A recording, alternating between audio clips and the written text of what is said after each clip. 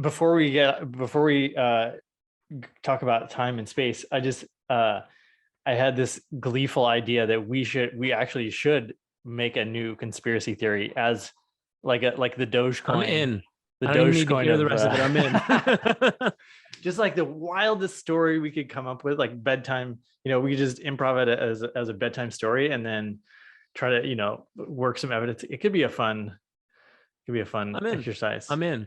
And then after we release the film about it, then we'll launch this podcast.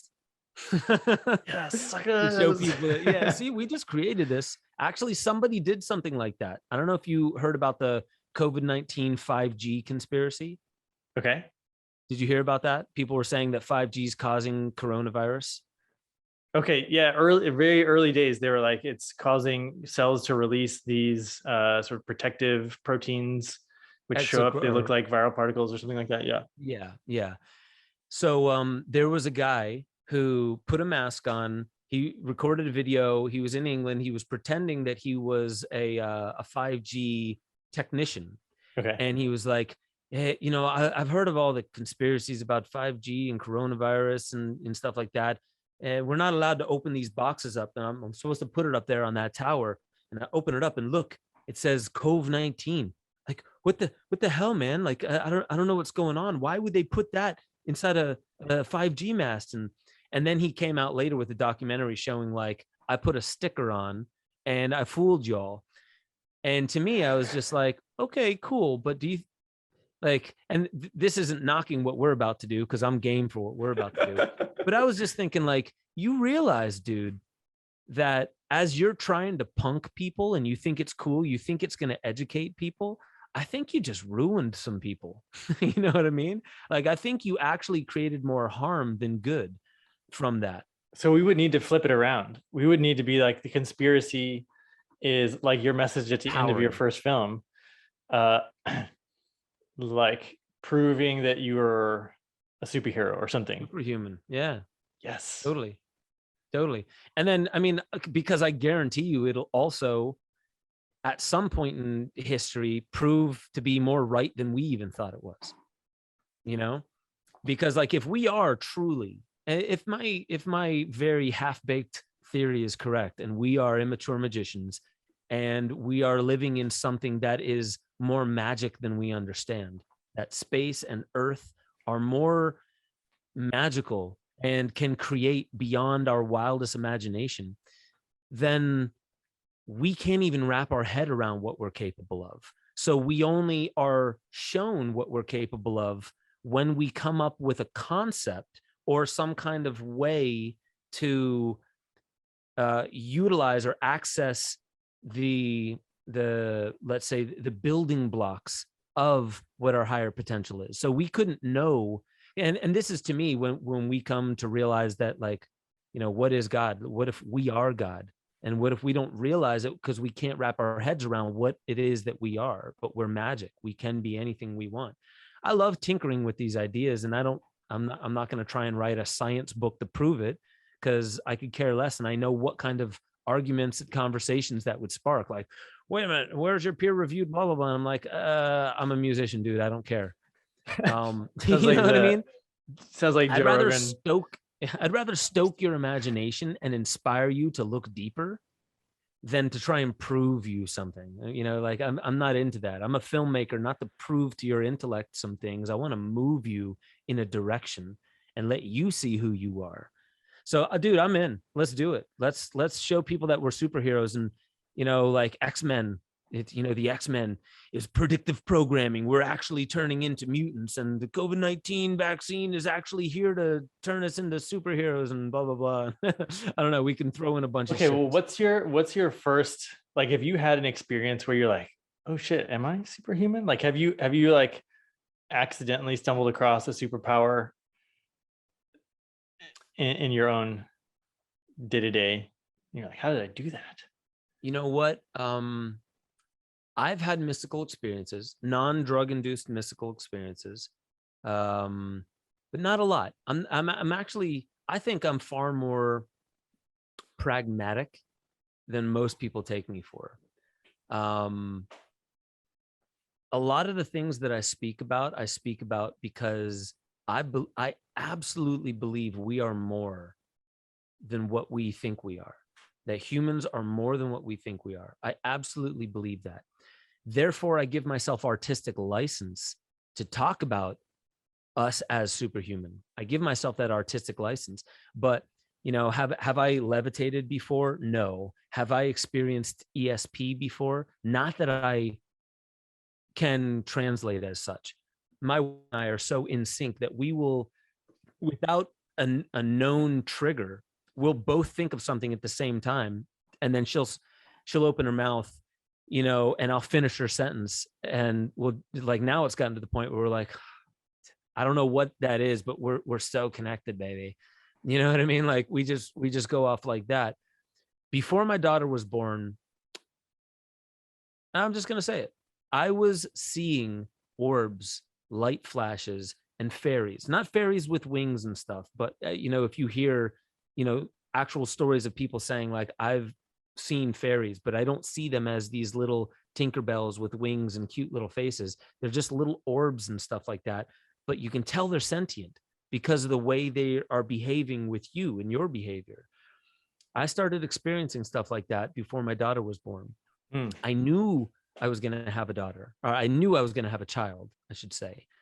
I ended up, I was trimming pot in Northern California. I smoked a bong rip of Girl Scout cookies and I had a panic attack. So I went outside. I was on this beautiful pasture and I just sat down in the grass and put my hands in the grass, and a vulture flew over top of my head and was just going straight, just soaring, splitting the sky in half perfectly, not going left or right. And I was like, okay, if that bird doesn't flap its wings once or go to the left or right and it just disappears, I'm going to quit smoking weed. And it did. And I was like, oh shit, stopped my panic attack like that now. And then it was like, now ask yourself why then. And so I was about to ask myself, why should I quit smoking pot?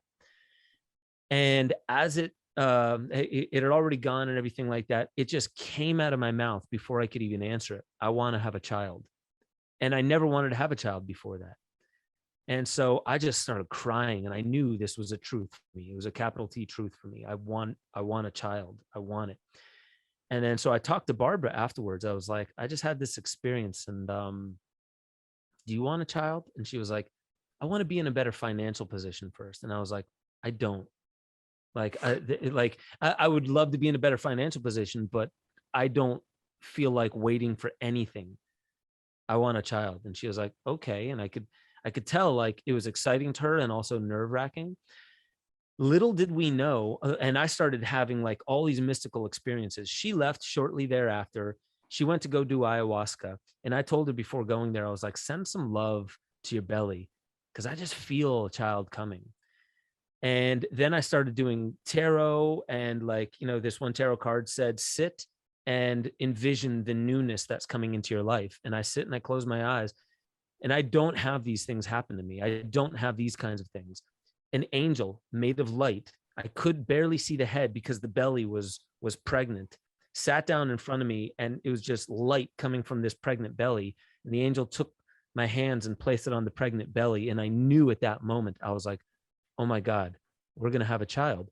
So I hit up Barb and I told her, I was like, I had this incredible experience. And she was like, whoa, that's awesome. And she knew I was coming to Amsterdam in a week. She was like, I have a gift for you. I want to give you a gift. And I was like, cool. And she was like, do you, well, you know what? I'll just give it to you when you get here. I was like, okay, cool. So I get there. I'm tired as hell, long flight. And she picks me up at the airport. She was like, do you want your gift now or do you want some sleep first? I was like, I don't want anything before I get some sleep. And she was like, I'm going to give it to you now. I was like, okay. So we sat down.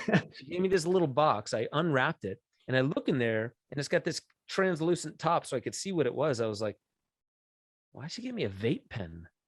And I flipped it over and there was a blue plus sign on it. I was like, oh, it's a pregnancy. Oh. And I just looked at her and we just hugged. And little did I know, as all those mystical experiences I was having, she was already pregnant. And she was pregnant when I had that panic attack and realized I want to have a child. Wow. So I had this course correction. And I think a big important factor of that was she was looking at my face when I saw that pen to see that she was pregnant. She was looking at my face, and I could tell she was a little nervous. And my reaction was so relieving for her, because she didn't want it to be like, oh my God, what are we going to do? You know, she didn't want that. And I was so excited. And that, like, it was just exactly what I knew I needed at this turn in my life. So as far as, I know that's a long story as far as like, have I realized superhuman powers? Those are the only mystical experiences I've had. As far as superpowers, it all comes from practice. Wim Hof, all the stuff that he can do, it's true. You got to practice though. Daniel Kish, the guy who went blind at age 5 and then taught himself to echolocate, and now he can see around corners, right? Whoa. That's true, but it doesn't just happen because you want it. It takes practice and discipline. And other people are doing the same thing. So do I believe we have latent or dormant superhuman abilities inside of us? I absolutely believe it. Can I prove it? I think there's evidence, there's anecdotal evidence, and there is some science that gets pushed into the woo-woo categories. I absolutely do believe it. But people aren't swayed by proof as much as they are being moved by something. The right narrative at the right time, when you want to realize something about yourself, is more powerful than telling somebody, hey, you're a superhuman, when they're trying to figure out a math problem or something like that. You know, they're not in the right set and setting for it. So that's why I believe that, you know, we are an over science, we like need science today to prove to us everything. But we don't realize that throughout evolution, it was the story that moved us. It was the story, the narrative that we have in our heads. And so I think that the narrative is more powerful than the science. And that's, to me, how I think we're going to show people that, yeah, I do think we are superhuman. You know, and all that means is we are more than we've allowed ourselves to believe. I don't believe that science, if you were to really look at it, would ever disprove that, because we're always outgrowing ourselves. Just look at what we've done with technology, you know, and then look at the Wim Hofs and the Daniel Kishes and I forget their names, but all the idiot savants that have, you know, like impeccable memory. You can fly this one guy over a city, you know, he got hit in the head by a baseball, and then he became a math whiz, and he has what do you call that? The kind of photographic memory. He went on this huge mural and started drawing every building that he saw as he took a helicopter ride over a city, to accurate detail, like the amount of windows on each building, where, how they were situated and faced, you know, where the streets were, where the buses were at the moment as he was, you know, flying over them. How is that possible? Oh, well, you got to get hit in the head by a baseball if you want that power. No, son, sorry. No, there's just dormant abilities that need to be awoken. And all we got to find is the trigger to awaken. And I don't think that trigger is a solid 3D thing that you can put into a pill. I think it has to do with our belief, the right flow that we're in, the right set and setting, and it has to do with collectivism. You know, collectively, we can believe things into existence quicker than we can individually. And I think that psychoneuroimmunology and studying indigenous who go into peyote ceremonies and they have miraculous healings, it happens more in groups than it does individually and isolated.